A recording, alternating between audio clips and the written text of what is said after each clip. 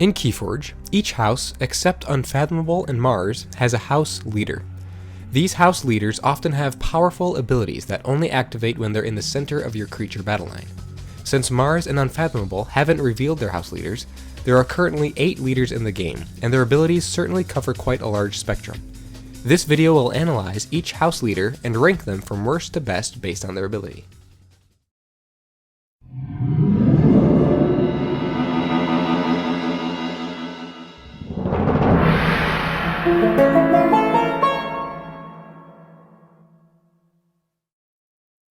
Now before we get into this list, I do want to emphasize that this is by no means a definitive list. Obviously, each of these cards will work differently in different situations, and in KeyForge, game states and deck matchups are infinitely varied and can change on a dime. So this ranking of the house leaders is obviously, of course, open to interpretation, and I would honestly love to hear your guys' thoughts on where you would rank these house leaders. I always want to hear what others have to say about topics in KeyForge like this one, and seeing as this list is all my personal preference and opinion, give me your thoughts on this ranking list I've come up with here, and on where you might place the house leaders.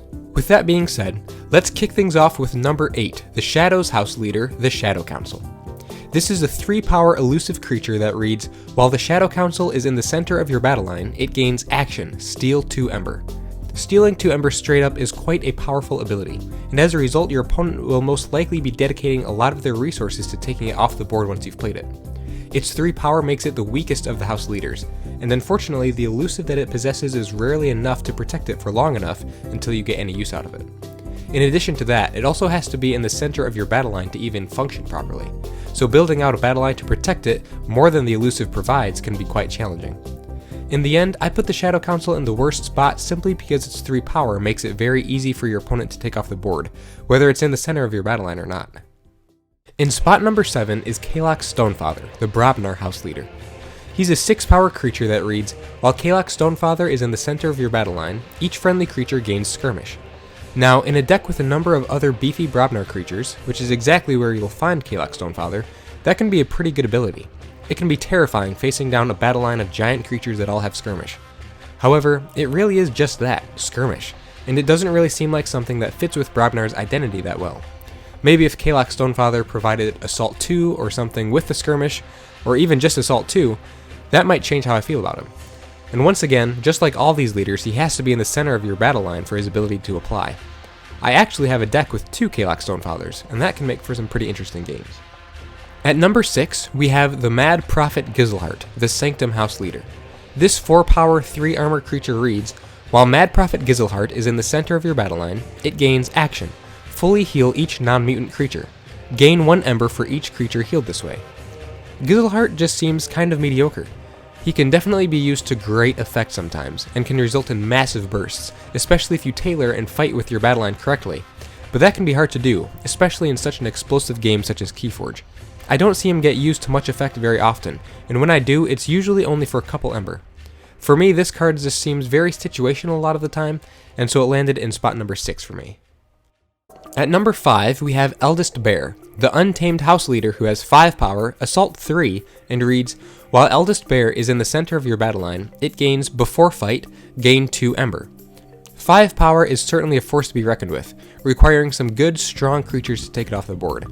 And that Assault 3 is crazy as well, dealing a whopping 8 damage to the creature being fought and getting 2 whole Ember for doing it. And it's a before fight trigger as well, meaning that even if Eldest Bear dies in the fight, you still get the 2 Ember. Eldest Bear happens to be one of the mere 3 creatures in all of Untamed that has Assault. I do like Eldest Bear as a creature, and it's definitely a threat when it lands on the board, as all creatures are, but its ability is still somewhat mid compared to the leaders that are further up on the list. In the 4th spot on this list is Saurus Rex, the house leader for the Saurians. The ability this guy has when he's in the center of your battle line is extremely valuable, which is that you may exalt him when you fight or reap with him, and if you do, you get to search your deck for a Saurian card, reveal it, and put it into your hand. That is a crazy powerful ability. Being able to grab whatever Saurian card you want from your deck, as long as you haven't played it yet, and put it into your hand is such a fantastic power. He's also 6 power, making him a challenge to get off the board. In the end, I put Saurus Rex in spot number 4 because of the strength of his fight reap ability, but also because it's a very Saurian-centric ability. It really only provides benefits for the turns you've called Saurian on, whereas with leaders higher up on the list, namely in the number 2 and number 1 spots, their benefits extend to whatever house is called, no matter the turn. In number 3 is Lord Invidious, a fan favorite, the leader of House Dis. Obviously, the Orb of Invidious is named after him, and on the Sin creature Pride, we even see Pride holding the Orb of Invidious staff in its hand, with Lord Invidious himself being quoted on that card's flavor text. Anyway, Lord Invidious is a 5-power elusive creature who reads, while Lord Invidious is in the center of your battle line, it gains Reap. Take control of an enemy flank creature and exhaust it. While under your control, it belongs to House Dis. Lord Invidious is an instant threat the second he arrives on the board, unless he's nowhere near the center of the battle line. When it comes to elusive creatures, he's the second highest in the whole game, behind only Kulf the Quiet, so he can be incredibly difficult to take off the board. And the fact that the creatures Lord Invidious kidnaps become Dis creatures themselves makes his ability that much stronger, meaning you can take whatever flank creatures you want from the opponent and not have to worry about their house. We've reached the top 2, and in the second spot is Captain Val Jericho. The Star Alliance house leader is a fantastic one, and she reads, while Captain Val Jericho is in the center of your battle line, you may play one card that is not of the active house this turn. House cheating is a wonderful ability, and Captain Val Jericho provides you with that ability turn after turn, whenever she's in the battle line center, no matter what house you've called. And this is what I meant earlier about Saurus Rex having a very Saurian-centric ability, whereas later leaders such as Val Jericho provides a huge benefit no matter what house you've called. So for this reason, and because of her amazing ability and her whopping 5 power 1 armor, Captain Val Jericho takes second in my list. And in the number 1 spot, the leader to top all leaders is Zenzi.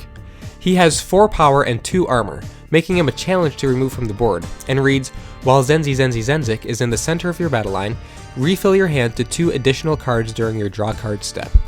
This is a huge advantage to have. Getting to draw up to at least 8 cards at the end of every turn is so strong, and the deck efficiency that ability provides is off the charts. It gets your combo pieces to you faster, and just puts more cards in your hand that you can use at once on any given turn. And as a first turn play, no other leader even compares to the immediate advantage Zenzi gives you, instantly putting the opponent on the back foot, leaving them scrambling to find a way to take Zenzi off the board. And that's why I've placed Zenzi in the top position of this list. And so that completes my rankings for the KeyForge house leaders. Once again, please let me know what you think about the house leaders, their abilities, and where you would rank them. I'm genuinely interested to hear your thoughts on this.